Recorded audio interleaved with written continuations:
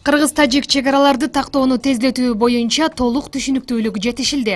Бул тууралуу президенттин басма сөз кызматы билдирет.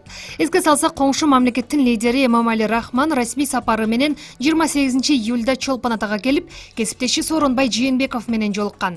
Анын алкагында эки президент кызматташууну улантууда бирдиктүү пикирге келип, чегара жана суу ресурстары боюнча суроолорду талкуулашты. Сүйлөшүүлөрдүн биринчи раунду кыргыз-тажик чегарасында Варух жана Аксай айылдарына чектеш жерде өткөн. Аталган аймакта 22 июлда кезектеги чатак чыгып, эки тараптан адамдар жабыркаган.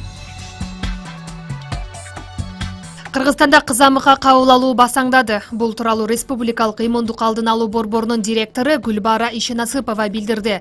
Анын айтымында, жылдын 1-3 айында Бишкек жана Ош, Жалал Абад облустарында балдардын кызамыкка кабылуусу өскөн. Бирок акыркы айда дартты жуктуруунун жаңы учурлары каттала элек. Буга ата-энелердин эмдөө маанилүү экенин түшүнө баштаганы себепкер. Маселен, өлкөдө вакцинацияны жайылтуу 95%га жетти. Саламаттыкты сактоо министрлиги алдын алуу иш-чараларын улантууда.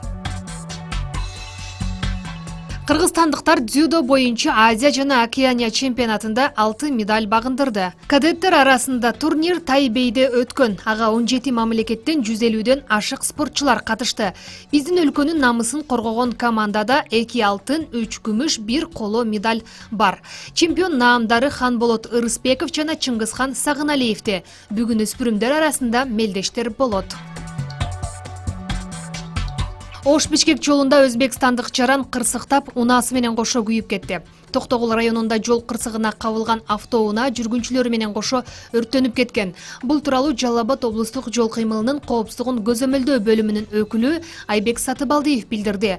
Маалыматка ылайык, Honda Stefan менен Toyota Camry автоунаалары кагылышып, анын кесепетинен биринчи унаа жүргүнчүсү менен кошо өрттөнүп кеткен.